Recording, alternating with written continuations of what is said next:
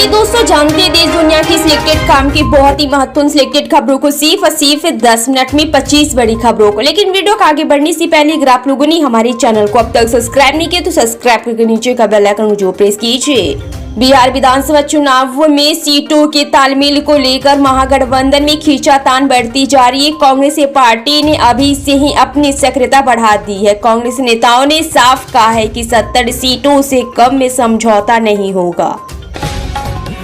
दिल्ली में बीजेपी सरकार के शपथ ग्रहण में बिहार के मुख्यमंत्री नीतीश कुमार शामिल नहीं होंगे। 20 फरवरी को रामलीला मैदान में होने वाले शपथ ग्रहण कार्यक्रम में जेडीयू की ओर से पार्टी के नेता संजय झा और ललन सिंह शामिल होंगे। महाराष्ट्र में महिलाओं को वित्तीय सहायता प्रदान करने के उद्देश्य से शुरू की गई लाडली बहन योजना में फडणवीस सरकार बड़ा कदम उठा चुकी है, जिसके बाद महाराष्ट्र में मुख्यमंत्री मांझी लड़की बहन योजना का लाभ ले रही लाभार्थी महिलाओं को तगड़ा झटका लग सकता है। जनसुराज पार्टी के सूत्रधार प्रशांत किशोर ने राष्ट्रीय जनतांत्रिक गठबंधन एनडीए में प्रमुख पार्टी भाजपा को चुनौती दी है। किशोर ने भाजपा को चुनौती दी है कि वह आगामी चुनावों में मुख्यमंत्री पद के लिए नीतीश कुमार को उम्मीदवार बनाए। यूपी विधानसभा के बजट सत्र के पहले ही दिन मुख्यमंत्री योगी आदित्यनाथ ने समाजवादी पार्टी पर तीखा हमला किया। सीएम योगी ने कहा है कि समाजवादियों का दोहरा चरित्र है। ये लोग अपने बच्चों को अंग्रेजी स्कूल में पढ़ाते हैं और दूसरे के बच्चों को बोलेंगे कि गांव के उस स्कूल में पढ़ाए जहां संसाधन ही नहीं है। दिल्ली हाई कोर्ट ने कार्यवाहक मुख्यमंत्री आतिशी और राज्यसभा सांसद संजय सिंह को बड़ी राहत दी है। कोर्ट ने आतिशी और संजय सिंह के साथ ही सोशल मीडिया प्लेटफॉर्म के खिलाफ दायर मानहानि के केस को खारिज कर दिया है। दिल्ली सरकार के वरिष्ठ मंत्री और आम आदमी पार्टी आप के नेता सत्येंद्र जैन ने अब मनी लॉन्ड्रिंग के मामले में कानूनी दांवपेच का सामना करेंगे। राष्ट्रपति द्रौपदी मुर्मू ने उनकी गिरफ्तारी के लिए मनी लॉन्ड्रिंग के मामले में केस चलाने की मंजूरी दे दी है। दिल्ली विधानसभा में भले ही कांग्रेस का खाता भी ना खुला हो, लेकिन कांग्रेस की रणनीतियों का असर अब दूसरे सहयोगियों पर नजर आने लगा है। बिहार विधानसभा में सबसे बड़ी पार्टी यूपी गठबंधन की मजबूत सहयोगी राजद ने साफ किया है कि आने वाले बिहार विधानसभा चुनाव में कांग्रेस के साथ मिलकर चुनाव लड़ेंगे।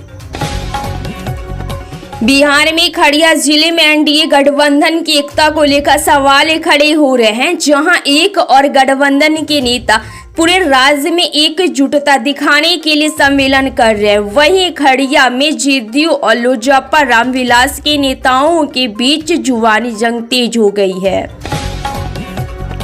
महाराष्ट्र के सबसे बड़ी राजनीतिक परिवार यानी कि पवार परिवार में एक बार फिर टूटने की खबर से सियासी हलचल है। चर्चा है कि एनसीपी के संस्थापक शरद पवार के दूसरे भतीजे अभिजीत पवार अब चाचा का साथ छोड़कर चचेरे भाई अजित पवार की अगुवाई वाली एनसीपी का दामन थामेंगे।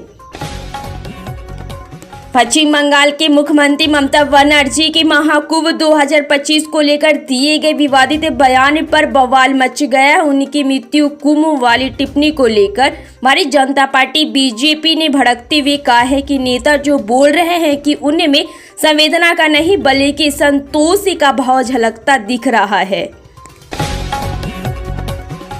बिहार विधानसभा चुनाव को लेकर कांग्रेस एक्टिव हो गई है। बिहार में अपनी जमीन तलाशने की वकायत में जुटी कांग्रेस की नजर दलित वोट बैंक पर है। इसी रणनीति के तहत इस साल अब तक राहुल गांधी 2 बार पटना जा चुके हैं। महाराष्ट्र कांग्रेस के नए अध्यक्ष हर्षवर्धन सपकाल ने अपना कार्यभार संभाल लिया। उन्होंने कहा है कि हम राज्य में पार्टी को मजबूत करेंगे और सपा में कांग्रेस की वापसी के लिए काम करेंगे। गुजरात में हुए स्थानीय चुनाव में भारतीय जनता पार्टी ने बम्पर जीत दर्ज की है। इसी तरह भाजपा ने महाराष्ट्र, हरियाणा, दिल्ली और छत्तीसगढ़ के बाद गुजरात में भी अपना परचम लहरा दिया। यहाँ की 66 नगर पालिकाओं में चुनाव हुए। इनमें से भाजपा ने 57 पर जीत दर्ज करके अपने पुराने गढ़ पर कब्जा बनाए रखा। पश्चिम बंगाल की सीएम ममता बनर्जी और यूपी के सीएम योगी आदित्यनाथ में एक बार फिर से सियासी जंग देखने को मिल सकती है। दरअसल ममता बनर्जी ने प्रयागराज महाकुंभ पर विवादित टिप्पणी पर सीएम योगी को ललकारा है। महाराष्ट्र के मुख्यमंत्री देवेंद्र फडणवीस और उनके डिप्टी सीएम एकनाथ शिंदे के बीच तनाव की खबरें के बीच शिंदे ने यह साफ कर दिया है कि उनके बीच कोई शीत युद्ध नहीं चल रहा है। महायुक्त गठबंधन के भीतर झगड़े के दावे को खारिज करते हुए डिप्टी सीएम एकनाथ शिंदे ने महाविकास आघाड़ी और ईडी गठबंधन पर भी कटाक्ष किया। यूपी की राजधानी लखनऊ से प्रयागराज संगम जाने वाली लखनऊ प्रयागराज संगम पैसेंजर सहित 7 ट्रेन 20 फरवरी तक निरस्त की गई है। परिचालन संबंधित कारणों से ये निरस्त की गई है। दिल्ली विधानसभा चुनाव में भाजपा 27 साल बाद सरकार बनाने जा रही है, जबकि कांग्रेस लगातार तीसरी बार एक भी सीट नहीं जीत सकी। इसी बीच कांग्रेस ने बिहार विधानसभा चुनाव 2025 की तैयारियां शुरू कर दी है।